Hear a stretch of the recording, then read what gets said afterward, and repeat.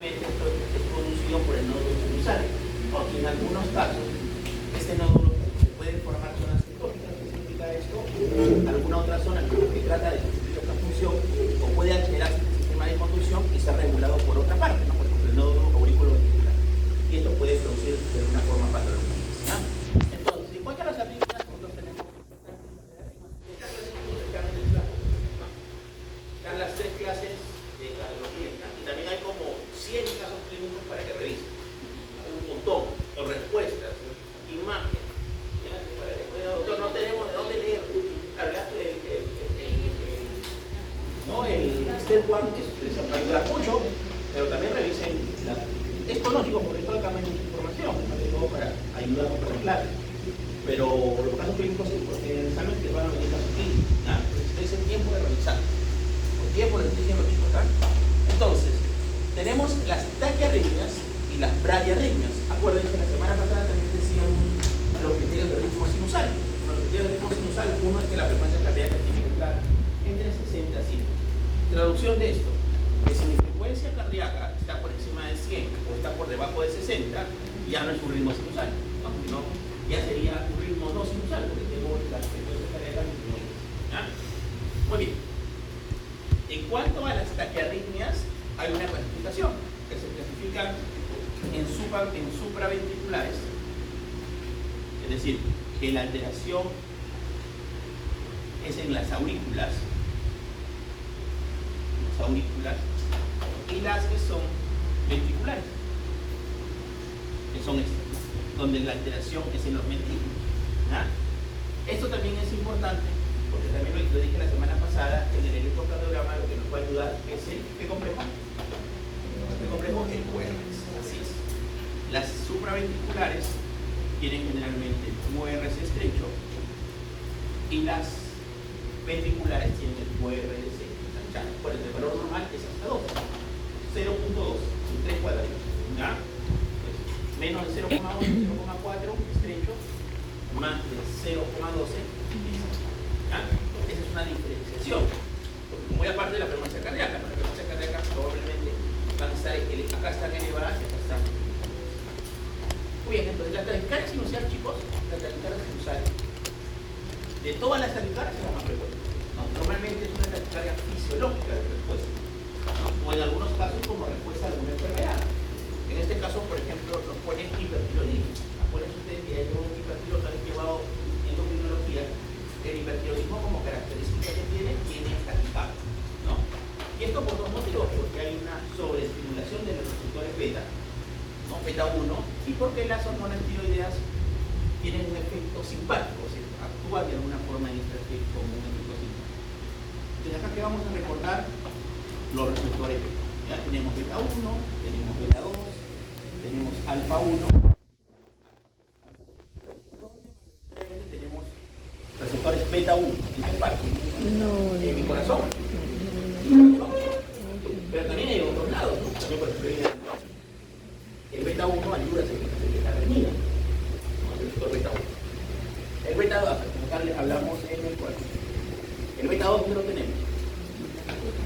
Músculo liso bronquial.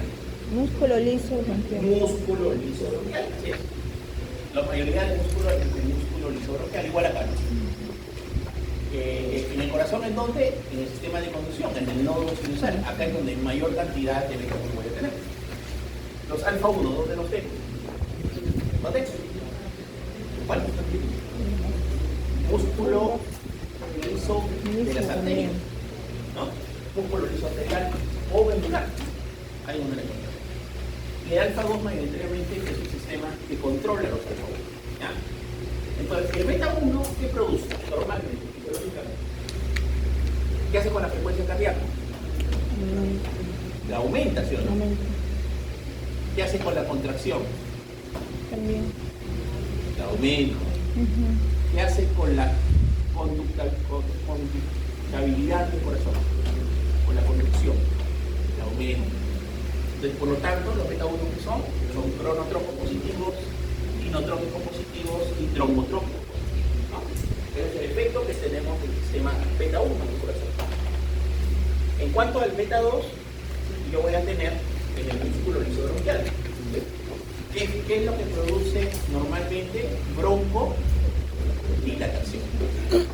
Broncodilatación. Cuando veamos T1 nos vamos a enfocar en esto. El alfa 1, ¿qué produce? Fisiológicamente. Vasoconstricción. Así es. Y el alfa 1 dijimos que es un regulador. Entonces yo voy a tener diferentes medicamentos que van a tener estos efectos.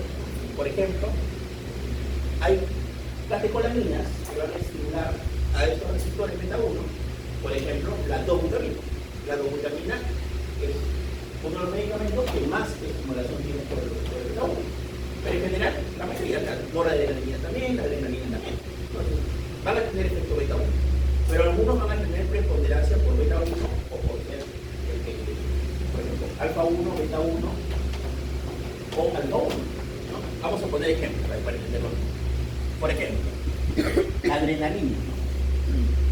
La adrenalina es una catecolamina, tiene mayor efecto alfa 1, vamos a poner acá como alfa 1, y también tiene un efecto beta 1. Mayoritariamente, digamos, compartido. La noradrenalina tiene mayor efecto alfa 1, vamos a poner acá Destrus, por ejemplo, y tiene también beta 1, sí, pero en menor cuantía, una ¿no? Vamos a poner otra categoría, ¿no? La 2-butamina. La 2-butamina tiene efecto alfa 1, sí, una cruz, pero tiene mayor efecto beta 1. Entonces, todas las catecolaminas, chicos, van a tener en menor o mayor proporción el efecto deseado. Por ejemplo, a ver, yo voy a preguntar a ustedes, ¿en qué patologías utilizamos la adrenalina? Un paro, doctor. Un paro cardiorrespiratorio. Muy bien. No es un paro cardiorrespiratorio, ¿no? ¿Qué tratan de hacer en estos casos? Estimular a los receptores beta 1, ¿sí o no? Para que de alguna forma pueda reactivar tanto beta 1 como alfa 1. A ver, la noradrenalina, ¿en qué patologías utilizamos? En la 6. A ver, la adrenalina. Aparte, en el shock. El shock anafiláctico. El shock anafiláctico, ¿qué va a tener? Vasodilatación, ¿sí o no? ¿Qué es lo que hago yo? Hago vasoconstricción, porque finalmente la vasodilatación hace que sube líquido y finalmente lo produce él. ¿Y cuál es el temor? El mayor temor es que hay un reloj. El reloj es estridor. No le pone la adrenalina, ¿qué va a pasar?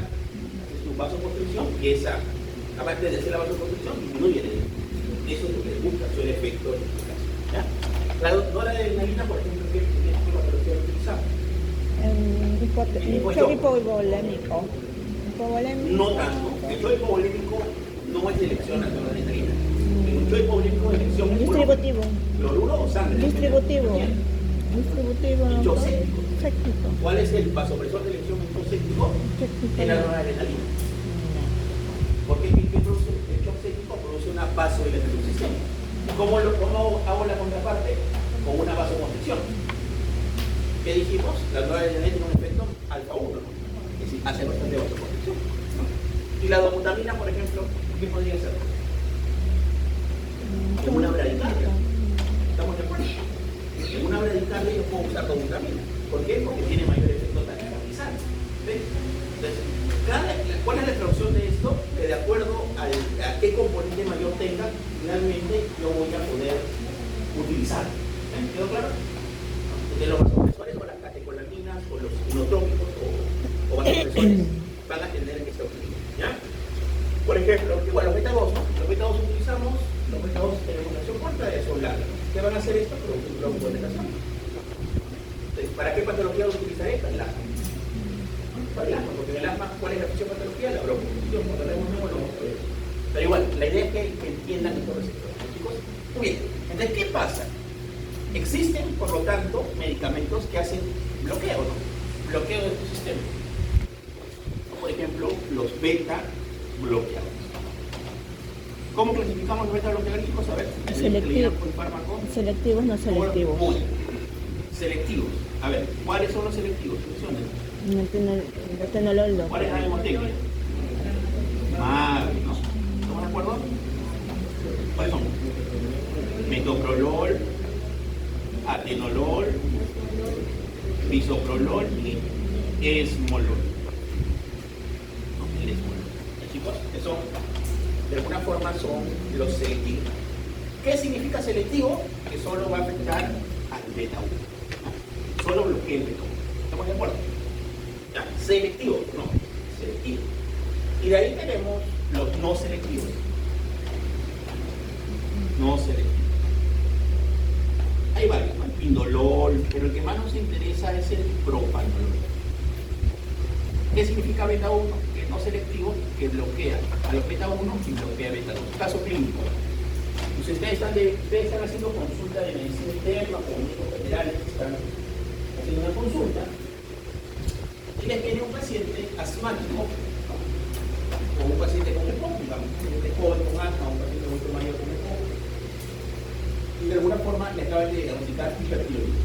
Ustedes deciden iniciarle, porque dicen utilizar parte del tratamiento de un hipertiroidismo, claro, es darle medicamentos que disminuyan la producción, ¿no?, de hormonas tiroideas, ¿no? Por ejemplo el metonazol, ¿no?, y lo otro se le da beta bloqueadores. La pregunta es, ¿cuál elegirían ustedes? El beta 1, doctor. ¿Los selectivos o los no selectivos? Los selectivos, doctor. ¿Los cuales? Selectivos. Los selectivos, ¿por qué? Porque el beta, si bloquea, o sea, el otro, al bloquear los dos, también le va a provocar digamos, un vasoespasmo. O sea, agravar la situación en ese caso que es asmático. Okay.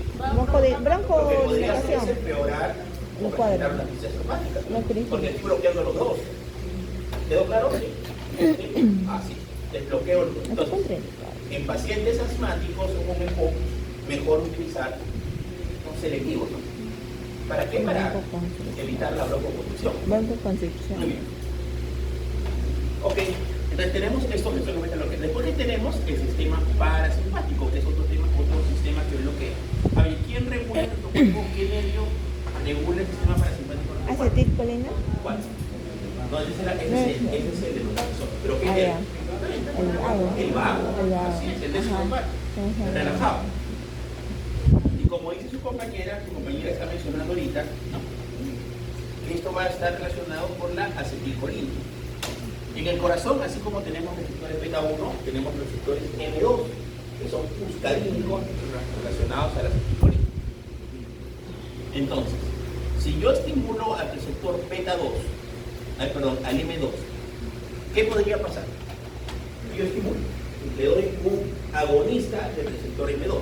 ¿Qué pasaría con mi paciente? ¿Haría taquicardia o haría bradicardia? Bradicardia. Muy bien. Bradicardia. Entonces, estos chicos no se utilizan mucho, pero recordemos la bradicardia es delicada. Mayoritariamente que vamos a utilizar, por lo tanto, vamos a utilizar medicamentos que no estimulen, sino que bloqueen al M2. Y ahí tenemos uno. ¿Cómo se llama? Atropina. Así es. La atropina, entonces, ¿en qué lo vamos a utilizar? Cuando el paciente tiene taquicardia o el paciente tiene bradicardia. Bradicardia. Porque ¿qué hace la atropina?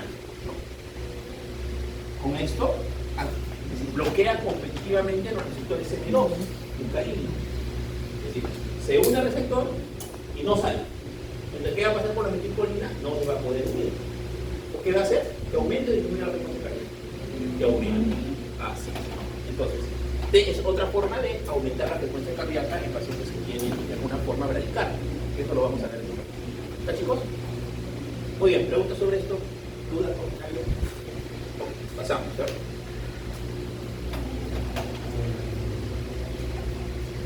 Ok, entonces teníamos la taquicardia sinusal. Entonces, esto es un reflejo, decía. Por ejemplo, vamos a ver algunas cositas que no son frecuentes. A ver, ¿quién se acuerda? ¿Qué es el feocromocitoma? Es un tumor, doctor. ¿Tumor de dónde? ¿De las glándulas suprarrenales? ¿De cuál? ¿Suprarrenales? Suprarrenal, así es. Recuerden que nuestras glándulas suprarrenales tienen dos partes. Tienen la parte de la corteza y la parte de la médula. La médula lo que hace es secretar esto. Las catecolaminas. ¿Sí? Metiliza las catecolaminas. Las catecolaminas no es que de un momento a otro aparecen, ¿no?, sino necesitan un metabolismo. Y eso se realiza en la parte de la glándulas suprarrenal. A ver, ¿de qué aminoácido se producen las catecolaminas? ¿La tirosina? La tirosina. La de la tirosina, es decir, el núcleo madre es la tirosina. De ahí por diferentes sistemas enzimáticos se va a producir. ¿Qué sucede? En la glándulas suprarrenal se metiliza. Se convierte de catecolaminas inactivas a catecolaminas activas. Esa es la explicación. ¿Ya? Muy bien, entonces, las catecolaminas se producen en el glándula suprarrenal. En la glándula suprarrenal, más que todo en la médula suprarrenal. ¿Ya? Ese es lo que se produce. Entonces, ¿qué es el feocromocitoma? Es un tumor de la médula suprarrenal. ¿Qué va a pasar en estos pacientes? Las catecolaminas van a estar aumentadas. Entonces, a ver, si tengo catecolaminas aumentadas, ¿cuántos receptores? A ver, ¿qué síntomas tenemos en el paciente? Hipertensión, Muy. taquicardia. Hipertensión, taquicardia, ansiedad, ¿no? Por ejemplo, solo por comparar, ¿no? Solo para comparar, porque nadie quiere que esté enfermo. Entonces, una de ustedes, que es joven, tal vez tiene menos de 30 años, hace hipertensión, digamos, ¿no? Hace hipertensión. Ok, y le dan un tratamiento a la hipertensión, que le diagnostican, y un cardiólogo o un médico internista le empieza a dar antihipertensión. Y en vez de mejorar, no mejora, sigue para reponer. Le dan otro antihipertensivo. Segundo, igual, sigue, le dan otro. Se le hace hipertensión recesiva. Ok, entonces es raro, ¿no? Lo que yo tengo que pensar en un paciente joven que no controla su hipertensión con medicamentos que probablemente sea una causa secundaria. ¿Cuál es la principal causa de hipertensión secundaria a nivel mundial? ¿Que sea el feocromocitoma? No, ¿cuál es? ¿Qué causa? Endocrina, renal, tumoral, renal, ¿no? Acuérdense, las hipertensiones renales se clasifican en qué? Para eritematosa y vascular. La principal causa son las vasculares, ¿no? Por problemas de obstrucción de las arterias renales, ¿ya? Entonces, si ustedes le preguntan cuál es la principal causa de hipertensión arterial secundaria, son causas renales. Causas renales, ¿ya? Esto es raro, ¿no? Esta patología es rara. Yo he visto dos feocromocitomas seguidos, no es algo que veas con frecuencia en los hospitales, ¿ya? No está feo. Muy bien, y lo otro, chicos, ustedes ven, es como un sistema de defensa, es decir, la taquicardia como algo que avisa, ¿no? Si yo tengo un paciente que está taquicardizado, tengo que ver, ok, oye, tal vez está séptico, o tal vez tiene anemia, o tal vez tiene, ¿no?, una depresión de volumen, es un sistema de defensa, ¿ya? Muy bien. Y ahí tengo la taquicardia paroxística supraventricular, a ver, para que ustedes puedan, antes de avanzar con una historia. A ver, ¿cómo ven acá el QRS, chicos? Vale, comparen. ¿Son iguales? Este y este. ¿Cuáles se parecen? ¿Son diferentes? ¿Lo que son diferentes? A ver, vamos hacia arriba. ¿Qué les parece? ¿Que el QRS está ensanchado, está normal o está estético? Los dos primeros. Comparemos con el último. ¿Qué les hace pregunta esa? Nada más. A ver, les digo, indíquenme en estos tres electrocardiogramas cuáles parece ventricular. Nada más. Pregúntenme. Le dirían, ¿cuál de los dos? ¿Ya cuál dijimos? A ver, ¿qué dijimos? ¿Qué tengo que ver para ver si es supra o ventricular? El QRS, ok. Ya. A ver, ¿cómo está el QRS en el primero? En taquicardia sinusal. ¿Está así, estanchado? ¿Cómo este? No, ok. Acá, ¿cómo está el QRS? El QRS es este, no es este. Es este. El QRS es este. ¿Cómo está? Pequeñito. ¿Y acá cómo está? ¿De cuál de los tres sería ventricular si no le respuesta el nombre? Si no le el tercero. ¿Estamos de acuerdo? Porque el QRS en los ventriculares, ¿cómo va a estar? Está ensanchado. ¿Sí? Oye, ahí en el segundo tenemos la taquicardia paroxística supraventricular. ¿Ya? ¿En cuánto va la taquicardia paroxística supraventricular? ¿No? Es un tipo de arritmia supraventricular, como dice su nombre, ¿no? Que va en frecuencias cardíacas de 150 a 250, y generalmente el paciente va a llegar a emergencia por ventilaciones. Mayormente son pacientes jóvenes, ¿no? Pero la fibrilación es más frecuente en adultos mayores. Es más frecuente. Yo no digo que no pueda tener un paciente joven una fibrilación o un flujo. Sí, pero la comunidad práctica mayoritariamente es muy joven. Pues miren, acá nos dan tres cosas, por lo más importante: masaje y seno carótido. ¿Cómo busco yo mi seno carótido? Ya, ustedes me van a decir, ustedes son mis internos, a ver, el paciente tiene una taquicardia, hazle un masaje de seno carótido. ¿Qué hacemos? Le abren la boca, le empiezan a bajar lengua. Claro, ya le mostraron, pero ¿cómo lo busco? Lo puedo decir acá, ¿no? A ver, de mi mandíbula hacia abajo. No creo. De mi parte posterior de la mandíbula, 4 dedos hacia abajo, no porque ahí atrás la clavícula. Son 2 dedos. De la punta de mandíbula, 2 dedos de acá. Mejor no lo hago porque también Se desmaya. Entonces, ¿qué busco? A ver, ¿qué busco en un masaje de seno cárpico? ¿Qué busco? Simular que, a ver, ya expliqué algo. Es un tipo de reflejo. A ver, si este paciente tiene taquicardia, ¿qué hago estimulando? ¿Qué busco estimulando a mi seno cárpico? ¿Qué nervio pasa por ahí? Vago. Un reflejo vasovagal, pues, ¿no? Como un reflejo, un tipo de reflejo vasovagal. Ajá. Lógico, porque el paciente tiene taquicardia, lo que voy a hacer es tratar de estimular al vago para que haga bradicardia. No, Bueno. que haga. No, pero para que haga taquicardia, no, para que haga bradicardia. Es como... Esto es lo que se hace masaje. No. Y ahí lo que no vamos a controlar para que se hicieron cada estudio que le puedo hacer, la adenosina. No es un tipo de tratamiento de uso frecuente en este tipo de ¿no? ¿Qué más? Desde ahí tenemos la torsada de Points. La torsada de Points es un tipo de taquicardia ventricular. Un tipo de taquicardia ventricular que está muy relacionado con las alteraciones electrolíticas, más que todo con la presencia de magnesio. ¿Ya? Entonces, por eso el tratamiento que dicen ahí es el sulfato de magnesio, que está relacionado con eso, con la reforma. Ahí tenemos la bradicardia sinusoide que elegimos, ¿no? La bradicardia sinusoide lo que explicamos como es el tema del diagnóstico y el manejo. Y de ahí tenemos esto, ¿no? Estas sí son las formas graves de la arritmia, porque son las que matan, ¿no? Por ejemplo, la taquicardia ventricular, a ver, ¿cuántos ritmos tenemos en un paciente que tiene un paro cardiorrespiratorio? ¿Cuántos ritmos tenemos? 4, 2, 1, 4, 4, ¿seguro? 2 nada más.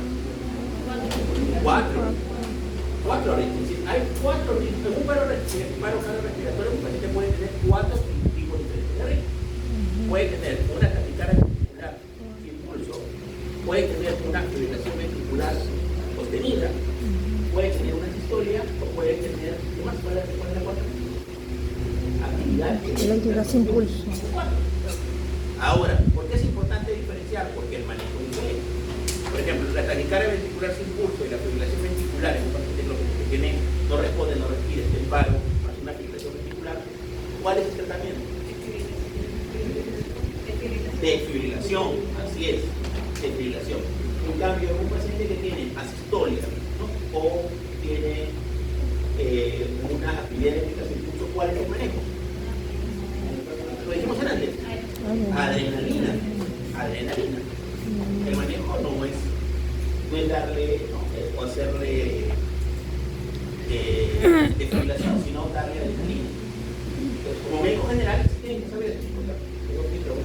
Tienen que saber diferenciar ritmos desfibrilables y no ritmos no desfibrilables. Van a ver. Está un paciente en asistolia, ¿qué tal? Ahí están cargando. ¿Está bien o no? No puede, porque no. Y está un paciente con fibrilación ventricular y le están colocando adrenalina. Pero no es así, ¿no? Es decir, paciente con ritmo desfibrilable, lo primero que hago es defibrilar. Paciente con ritmo no desfibrilable, lo que he visto es lo que digo, el manejo, ¿no? Intubarlo, sedarlo y ponerle adrenalina. ¿Y quedó claro? Correcto. Pregunta esa. Y ahí tenemos esto. Acuérdense, teníamos nuestro PR, ¿no?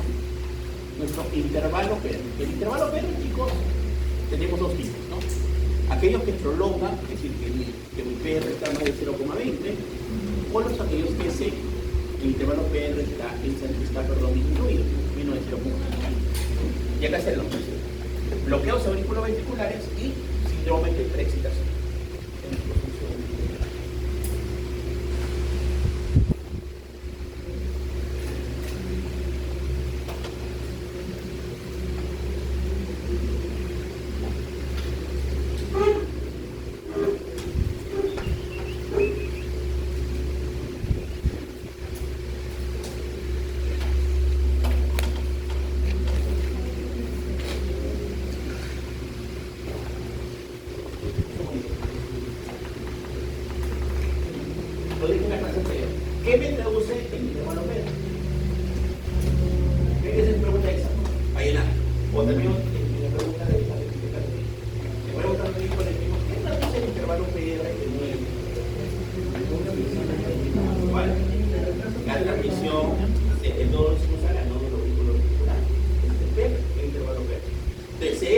una alteración, una reducción en este PR se prolonga, ¿qué significa?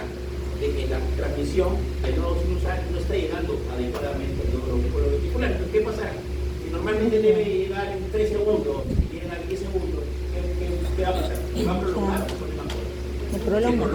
Se prolonga. Se prolonga entonces el intervalo PR. En cambio, los síndromes de preexcitación es diferente. Los síndromes de preexcitación lo que va a haber es que estos intervalos PR van a estar disminuidos o cortos. Y de estos, el más característico es este, que es el Wolff-Parkinson-White. ¿Ya? El Wolff-Parkinson-White, chicos, tiene 3 características importantes. A ver quién se acuerda. ¿Cuáles son? ¿Cuáles? El primero ya lo dijimos. Prolongado. PR corto. Muy bien. El segundo, QRS ensanchado. Mayor de cuánto será 0,12. ¿Qué más? Y onda delta, así es. Son las características. Estas 3 características son del síndrome de Wolff-Parkinson-White. ¿Por qué se produce el síndrome de Wolff-Parkinson-White? La técnica. Hay un ácido anómalo que se llama el asteroide. Esa es la fisiopatología. Muy bien. Entonces, eso es lo que tenemos que recordar. Y lo otro son los bloqueos auriculoventriculares. En los bloqueos, acá está más. Entonces, en el bloqueo auriculoventricular de primer grado,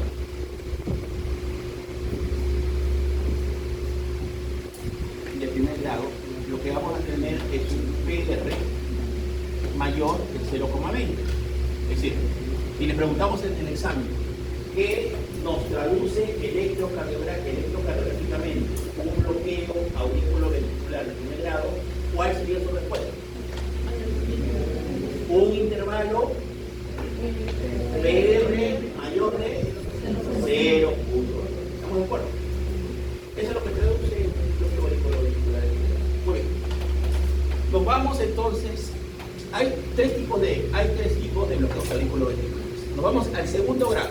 Ya, el segundo grado tiene 2. Tiene el MOVIC 1 y el MOVIC 2. El MOVIC 1 también se le llama fenómeno de Weintraub. Este es su bloque. Muy bien. ¿Y cuál va a haber acá?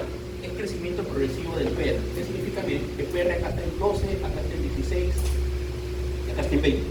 Y acá se prolonga. ¿Lo ven? ¿No? Sí, va creciendo el PR. Esa es la traducción. De 12, 16, 20 y de ahí se prolonga. ¿Ya? Muy bien, miren que acá me dan una característica, me dicen IMA inferior. ¿Por qué me dieron inferior? ¿Por qué no me dicen IMA lateral?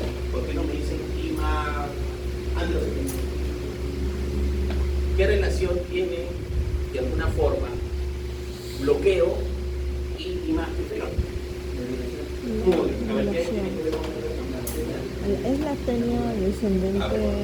Así es. Por la arteria coronaria derecha. Exactamente. La coronaria derecha.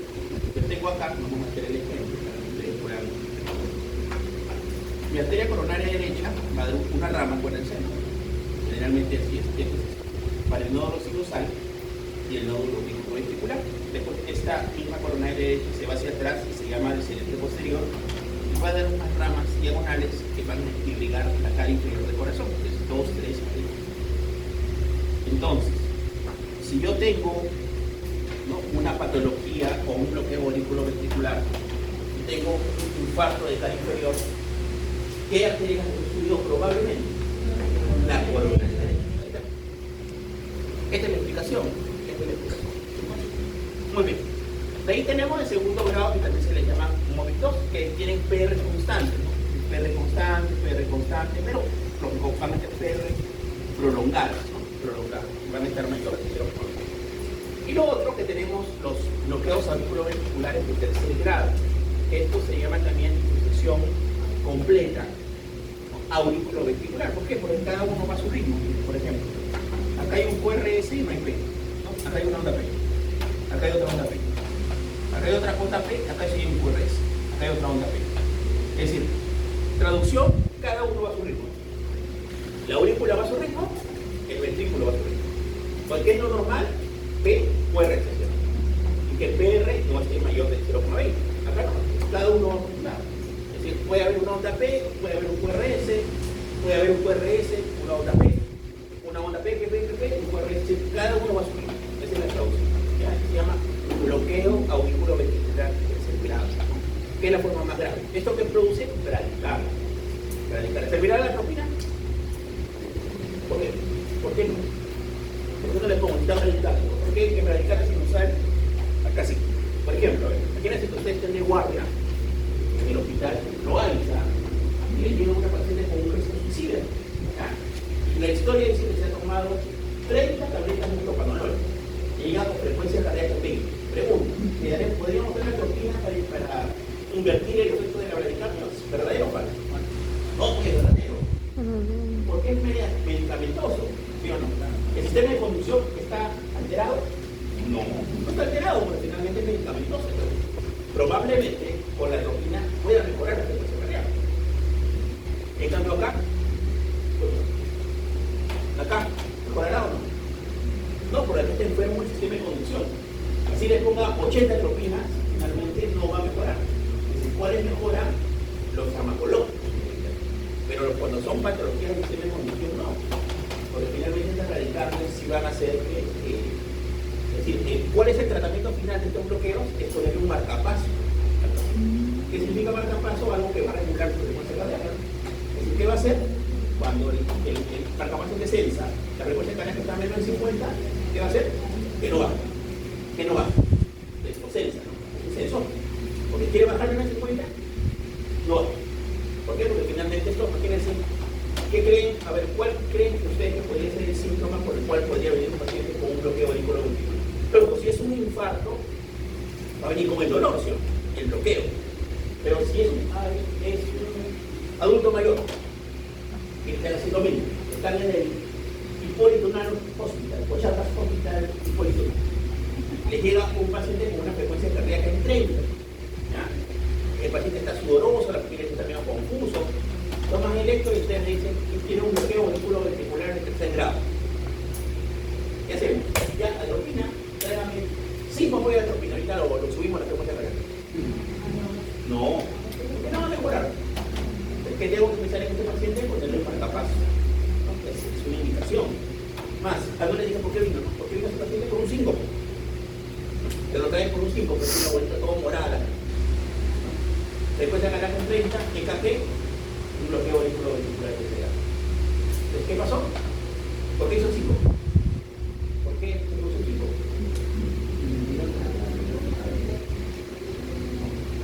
A ver, ¿cuál es? A ver, eso está mejorando. Está mejorando. ¿Por qué una bradicardia podría producir un 5? A ver, ¿por qué se produce 5? Por disminución de la perfusión cerebral. Ya que ¿por qué una bradicardia puede ser disminución de la perfusión cerebral? A ver, explíquenme como médico. Díganme un médico. ¿Fórmula de qué?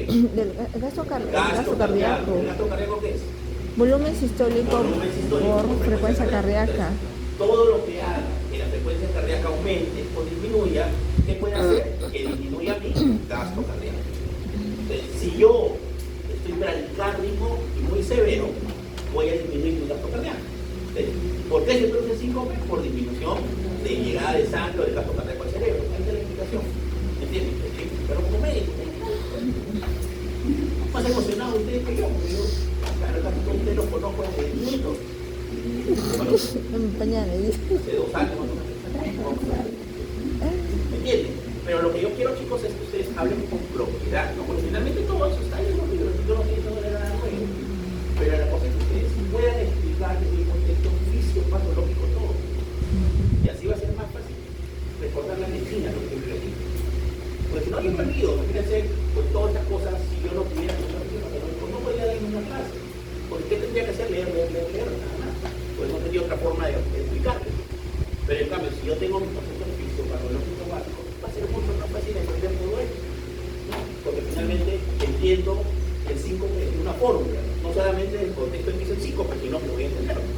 De ahí entiendo, por ejemplo, un paciente que tiene un infarto del ventrículo izquierdo, grande, masivo, ¿por qué puede tener un síncope?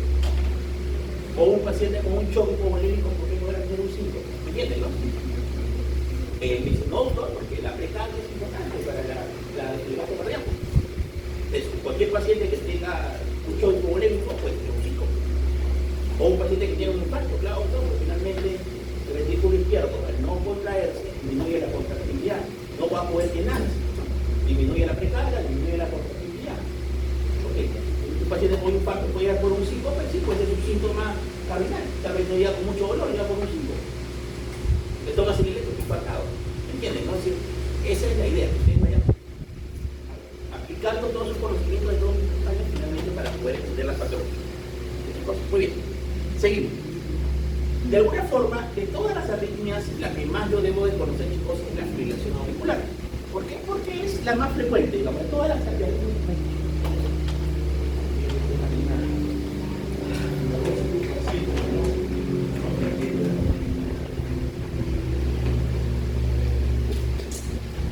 Entonces, la fibrilación auricular, chicos, a ver, normalmente, para entender, ¿dónde está el nodo cruzado? ¿En qué parte?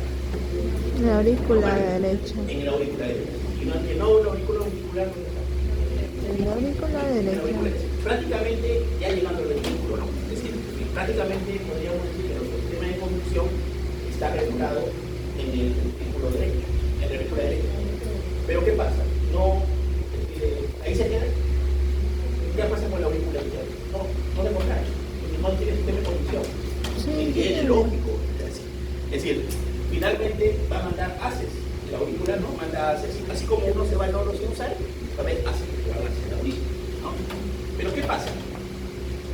A ver, ¿en qué paciente creen ustedes que va a tener mayor probabilidad de tener zonas ectópicas que pueden producir arritmias o taquiarritmias? ¿Que el ventrículo esté pequeño o el ventrículo, que la aurícula esté pequeña o que la aurícula esté grande? Está pequeño. Así es. Si yo tengo una aurícula así, hay mayor probabilidad que pueda tener zonas ectópicas. ¿Sí? Eso es lo que sucede en la fibrilación auricular. Puede haber focos ectópicos en la aurícula izquierda.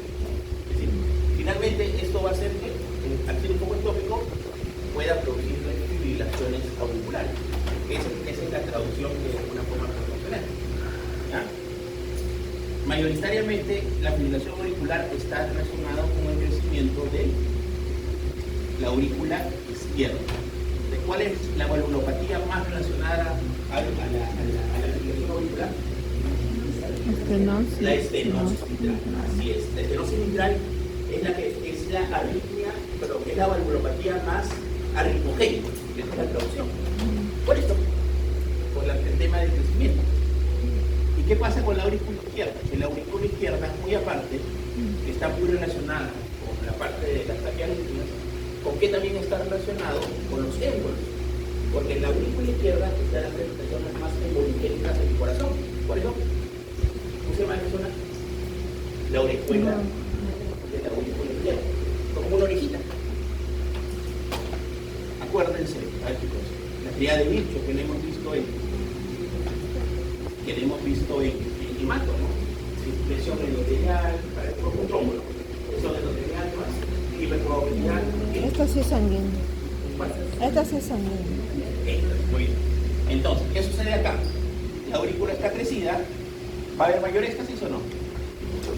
Si hay turbulencia, porque ¿qué va a pasar? Está en el casito, ¿no? ¿Le dañará el endotelio o no? Sí. Esta zona es muy trombogénica. ¿Qué va a pasar con este paciente? ¿No? Hace una fibrilación y lanza su émbolo. Mayoritariamente ¿a dónde? Al cerebro, ¿qué pasa? El grande, ¿no? A ver, ¿cuál es la arteria que mayormente puede estar? ¿Para qué? ¿La carótida? La cerebral. Justamente por ubicación. Porque para que acuérdense, la carótida, la circulación anterior del cerebro está dado por la carótida interna.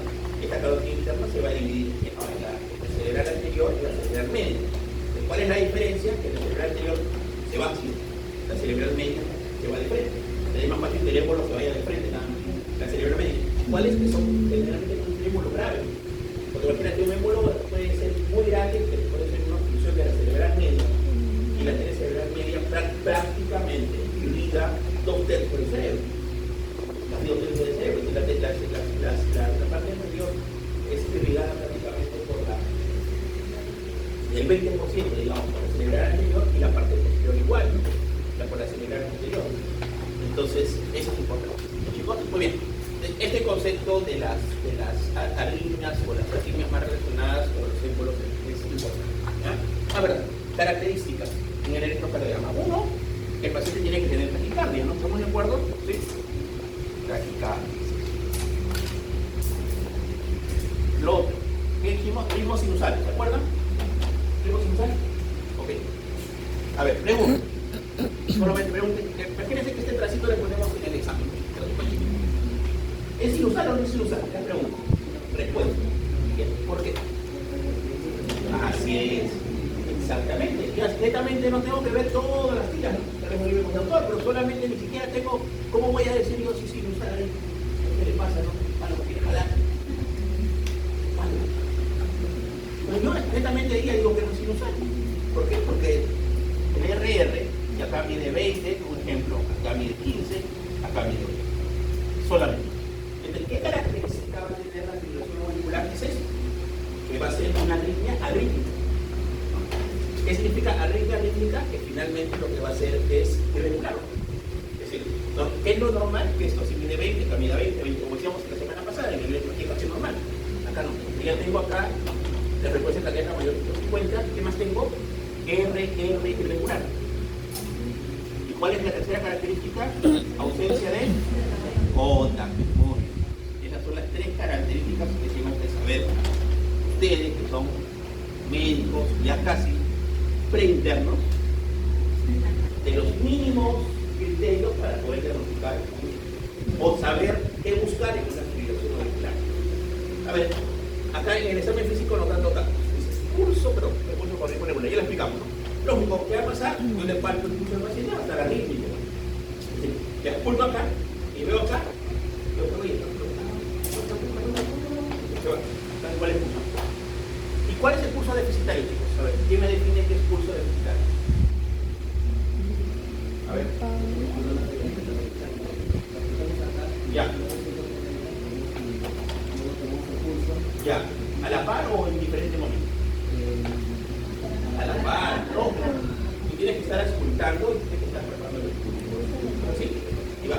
Tú dices, vas contabilizando, ¿no? Ok. ¿Cuánto tiene acá? 180, ¿no? Y acá tiene 160. ¿Hay diferencia o no?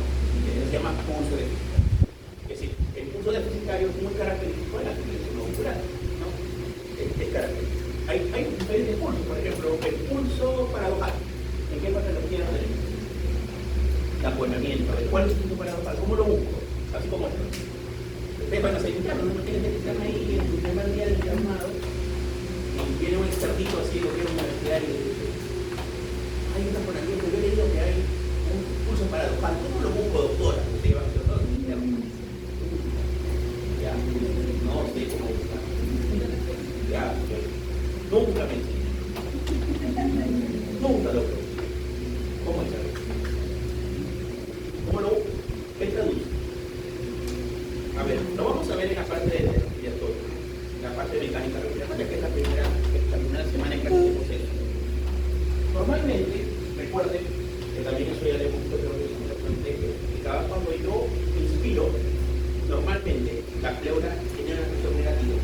Porque si yo tuviera una presión negativa en el aire, una presión de aire positiva, que es lo normal, y una presión de aire positiva con mi presión dentro del espacio o de la presión respiratoria fuera positiva, no podría entrar el aire.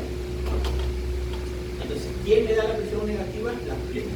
Las pleuras también de una forma importante bipolar, pero mayormente las pleuras. Entonces, ¿qué sucede? Cuando yo inspiro, normalmente se llena mi aurícula derecha. Al inspiración aumenta la pega. Esa es la introducción.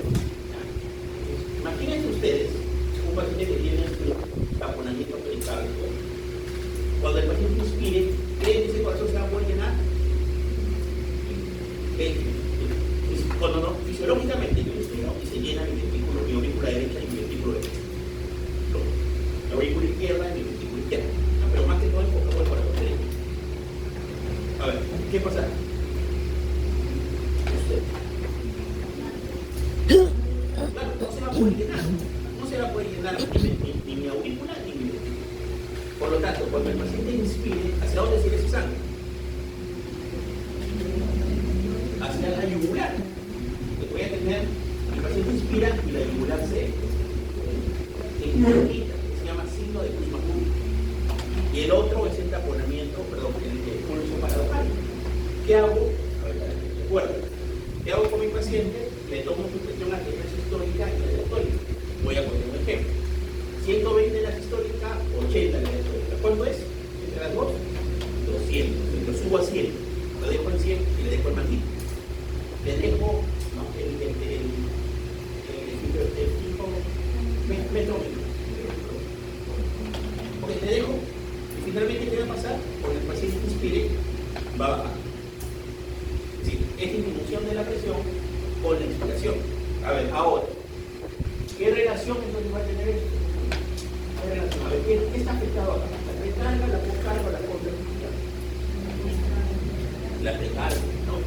Finalmente el corazón no se va a poder llenar. Entonces está alterada la recarga.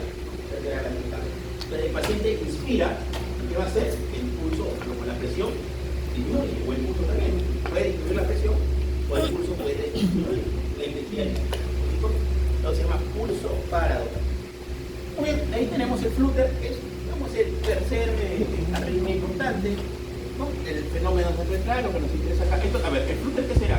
¿Es rítmico o arrítmico? ¿Ah? Es rítmico, así es rítmico. No es como la fibrilación, que es arrítmico, ¿ya? Muy bien.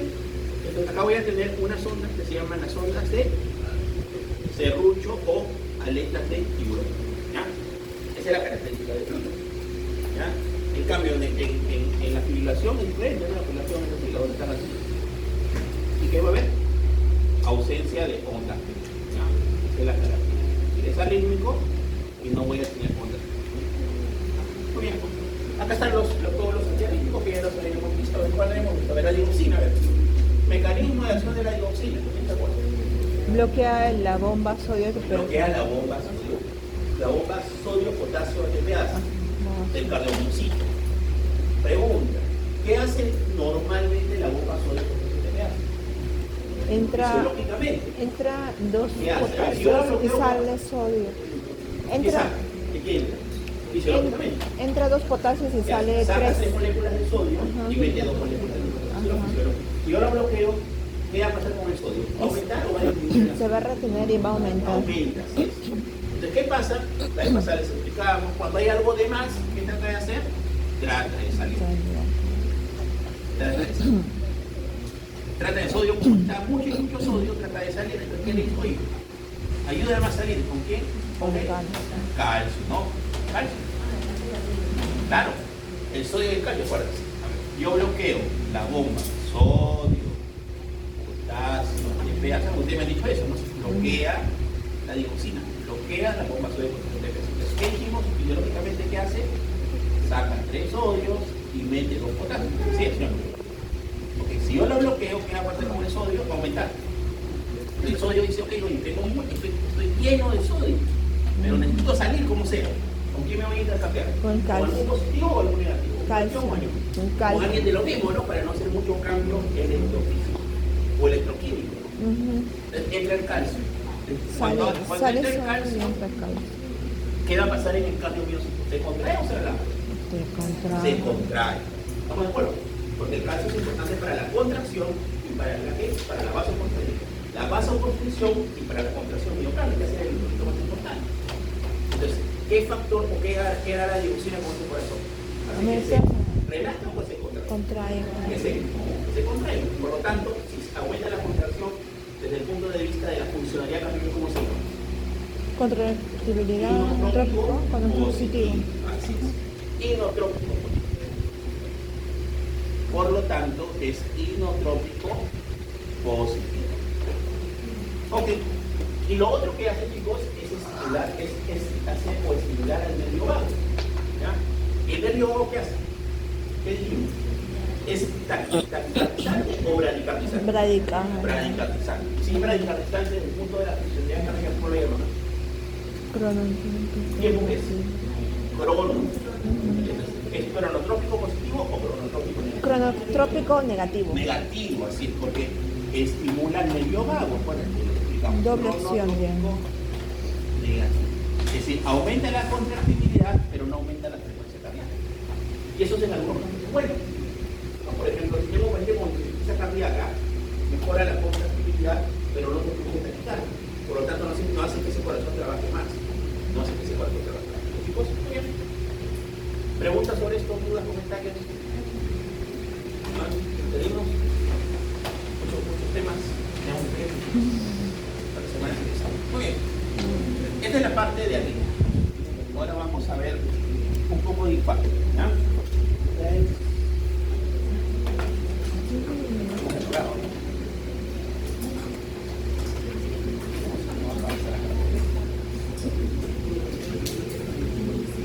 ¿Ya?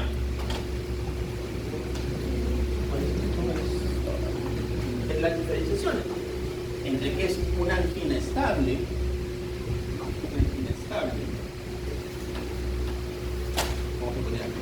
Una angina inestable, un IMA no ST elevado y un IMA ST elevado. ¿Ah? Eso es lo primero que tenemos que recordar. La primera pregunta es, a ver, ¿cuáles son las tres características que debe tener un paciente para yo decir que tiene una angina estable? Porque el diagnóstico es clínico, es una angina estable y el diagnóstico es clínico. Muy bien, dolor, a ver, tres características de un dolor de angina estable. Tres características más importantes. Muy bien, opresivo, intenso, ¿qué más? Sí, sí, son tres características, ¿no? Un dolor opresivo, intenso, ¿no? Y que tiene radiación, ¿ya? Esas tres características. Esta es la característica clínica del famoso Alicia, ¿no? ¿Con qué aumenta el dolor? Con el esfuerzo o el estrés. Esa es la segunda característica. ¿Con qué disminuye el dolor? Con el reposo o con nitrato. Esas tres características son las características de una angina estable. ¿Ya?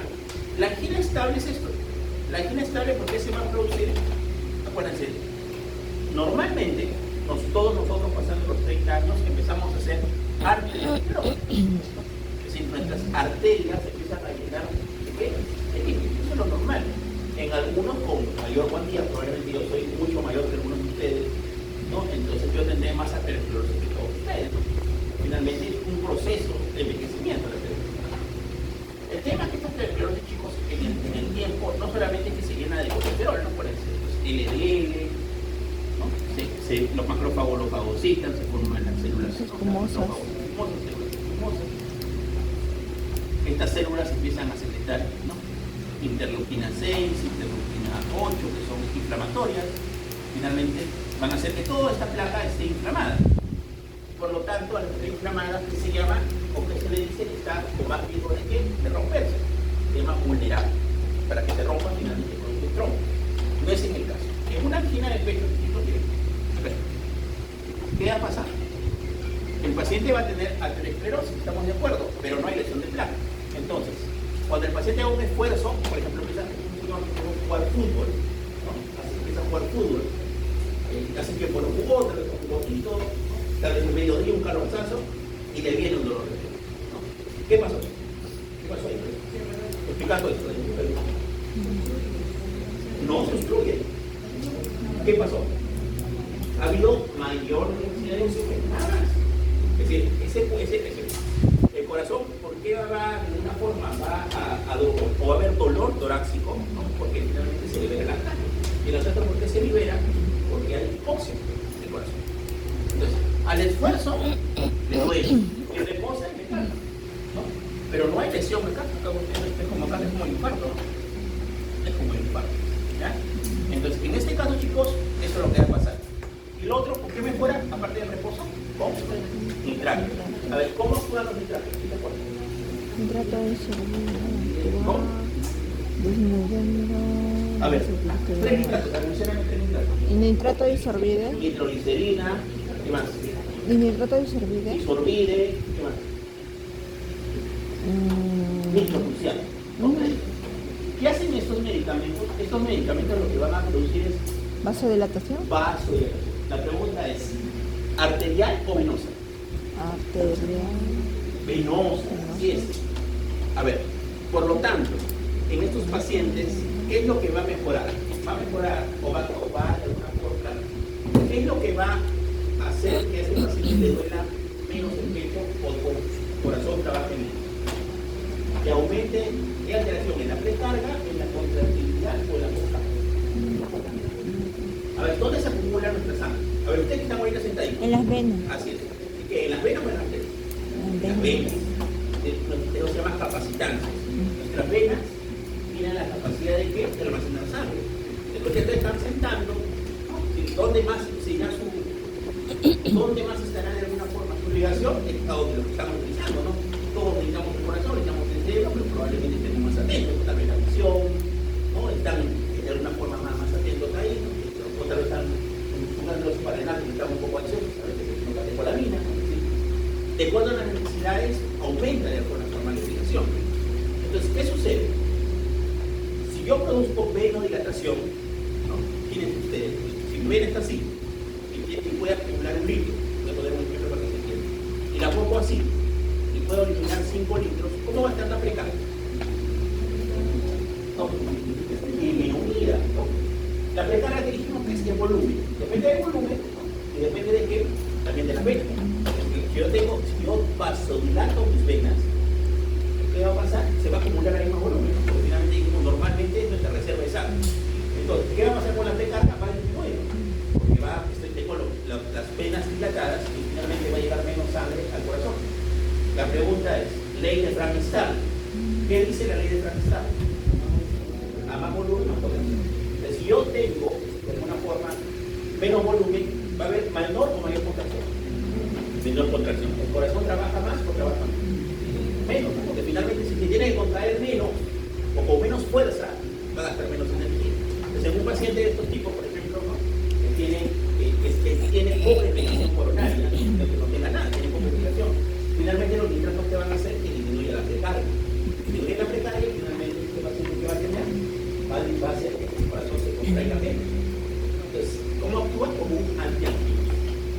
Por eso le llaman. El grupo farmacológico es antiangiológico para el okay. También producen vasodilatación arterial, también, por ejemplo, la arteria coronaria, ¿no? Pero no es lo más importante es la venodilatación. ¿Ya? De los nitratos producen venodilatación.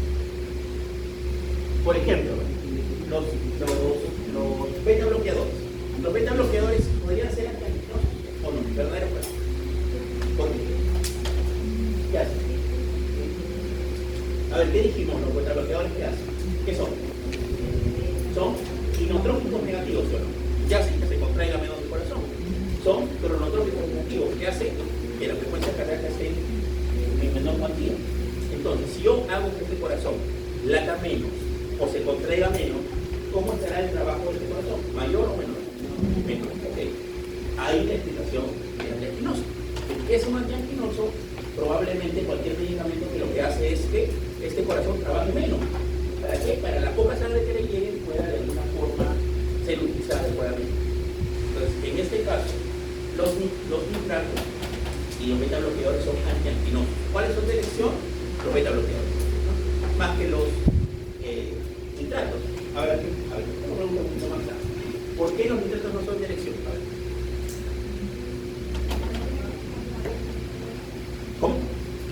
¿Por qué motivo? A ver, farmacología, cuarto ciclo. ¿Qué es taquifilaxia?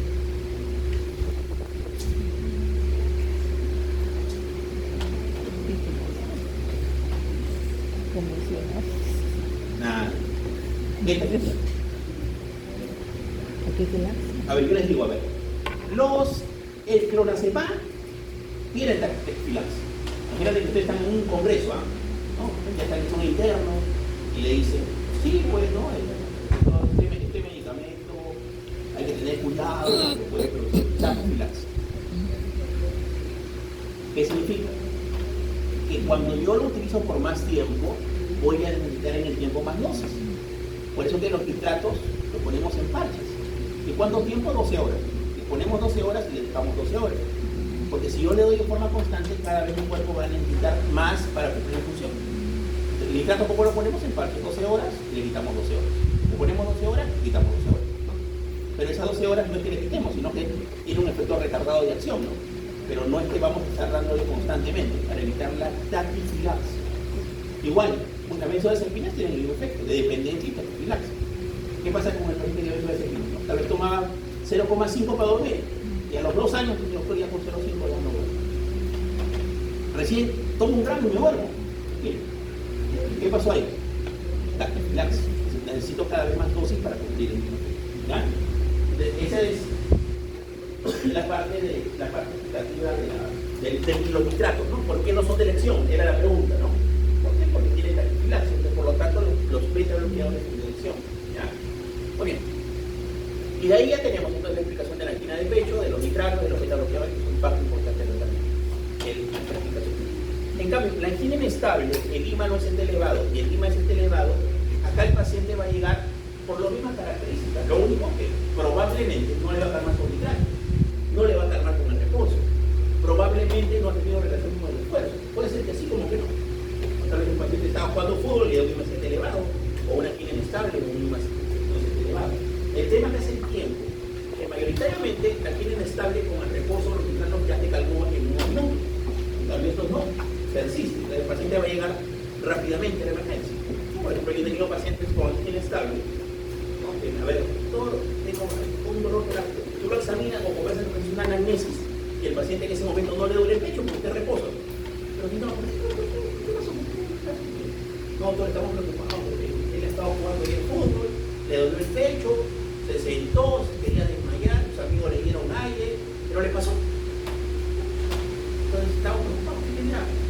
Y le digo, ¿es la primera vez que le pasa esto? No, doctor, es la segunda, ahora últimamente cuando juego fútbol me está pasando. ¿Qué está haciendo este paciente? Una angina estable probablemente. ¿Qué pasa? Que este paciente cuando le calma el dolor, ya no tiene dolor, se tranquiliza, ¿no? Pero en el momento que tiene el dolor, porque lo viene y lo sientan los amigos, y tal vez cuando tiene la familia no dice nada, ¿no? Pero finalmente es una angina estable. En cambio, no, el paciente que tiene un infarto, una angina inestable, un IMA no es elevado, un IMA no es elevado, es diferente. Ahí sí el paciente el dolor no le va a calmar así se siente, le va a llegar a la emergencia rápidamente con el dolor. Si es que no hace un paro en la cancha de fútbol, o que no hace un paro en el calle. No, ustedes han visto, por ejemplo, el periodista Pedro, ¿qué pasó? Estaba jugando fútbol, ni llegó a la clínica, se murió retratado. Así es. Es decir, muchos pacientes se mueren en su casa, muerte súbita o fallecen en lo que están haciendo alguna actividad.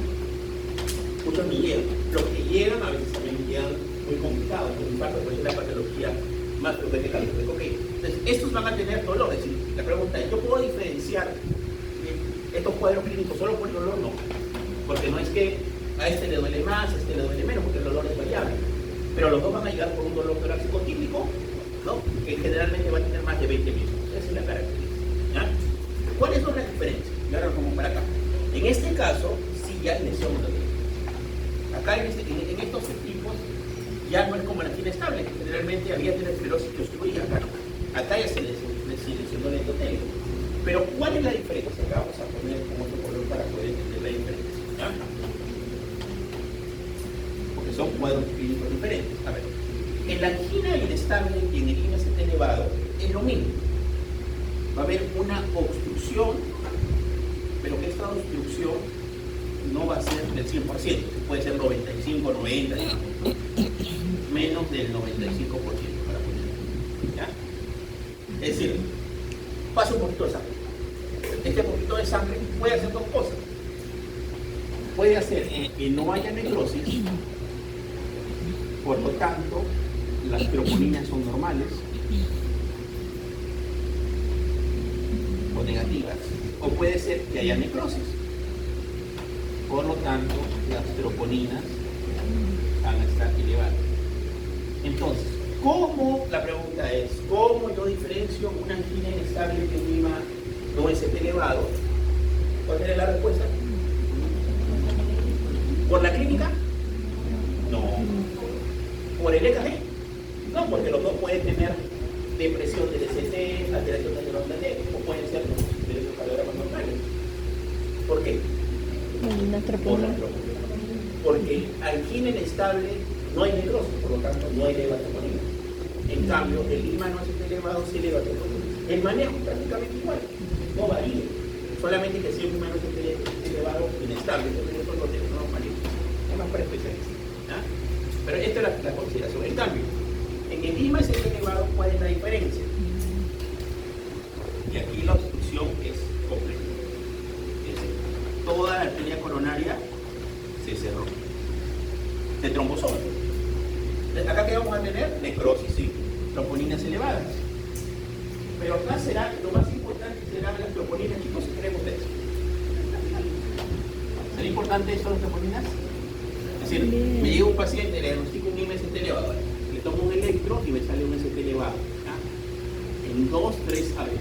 Pregunto, ¿espero las tromboninas? Ese MST elevado, MST elevado. ¿Espero las tromboninas? Para decir, ok, si tiene un infarto. No, me viene con dolor, viene con clínica y tiene un MST elevado. ¿Qué tengo que hacer inmediatamente? Repercusión miocárdica. Acuérdense, lo que yo tengo que hacer es repercusión miocárdica. ¿Cuál es la fisiopatología de esto? Es la obstrucción de la arteria coronaria por un trombo. Entonces, ¿qué tengo que hacer yo? Liberar ese trombo o aperturar esa arteria. ¿Eso cómo se llama? Aperturar o hacer perfusión miocárdica. Y en la parte práctica las puedo hacer de dos formas. Puedo trombolizar a mi paciente. Trombolizarlo. ¿Con qué medicamento trombolizamos? Alteplase. ¿Cómo es el mecanismo de la alteplase? Disminuye la producción de plasmina. Agoniza, inhibe, estimula. Antagonista, es bloquea. Agonista, o agonista de qué? De plasminógeno tisular activado. Fisiológicamente, ¿qué hace el plasminógeno? Tisular activado convierte el plasminógeno en plasmina. Entonces, si yo le doy un medicamento activador, ¿qué va a hacer? Que el plasminógeno se convierta más rápido en plasmina. ¿Y la plasmina qué hace? Degrada el trombo.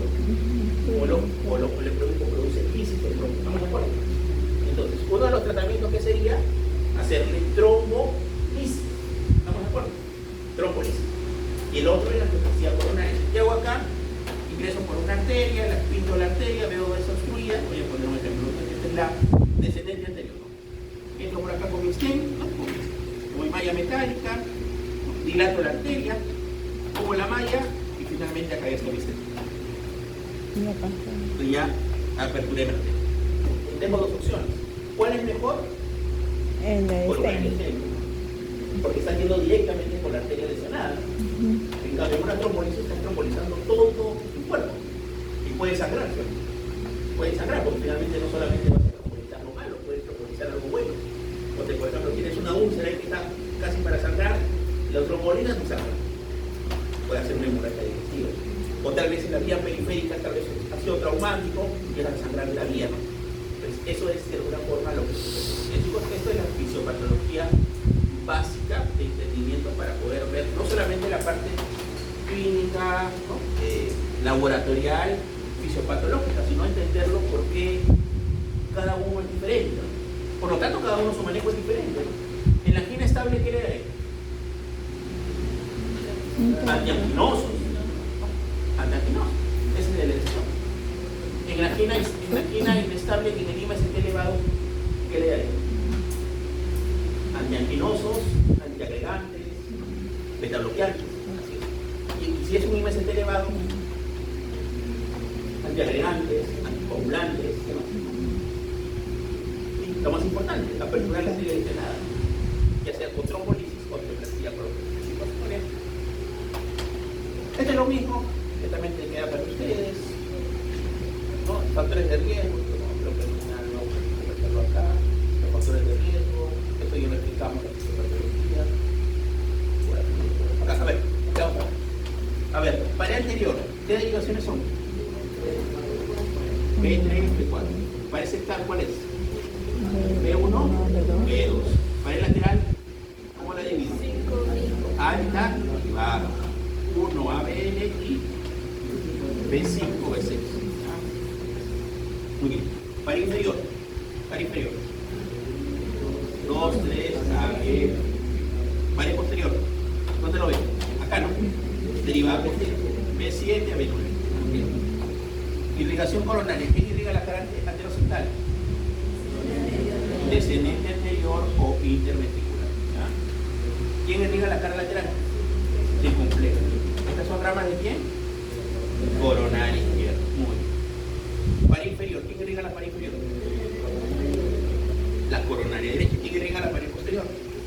También la coronaria derecha, ¿no? La rama es la descendente posterior, coronaria derecha. Acá hacemos una más.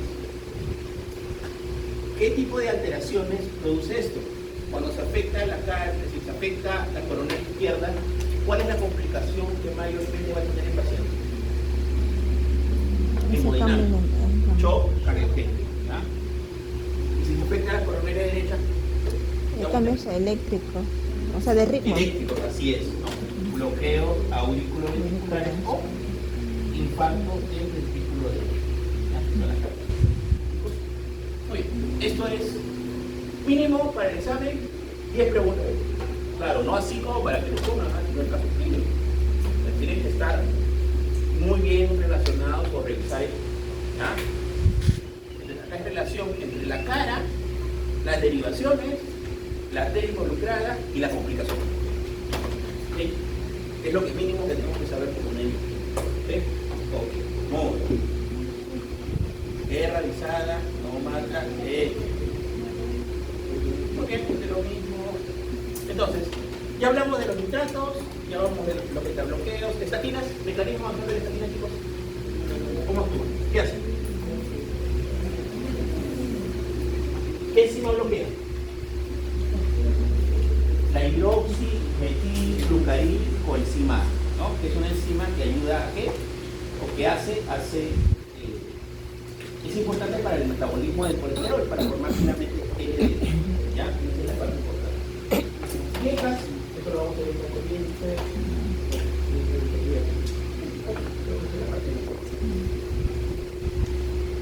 Muy bien, seguimos entonces chicos con Jennifer. Jennifer nos va a complementar algunos conceptos de fármaco activos y también nos va a hablar un poquito de la fisiopatología y tipo cardíaca, que es lo que le vamos a preguntar en el examen, ¿ya?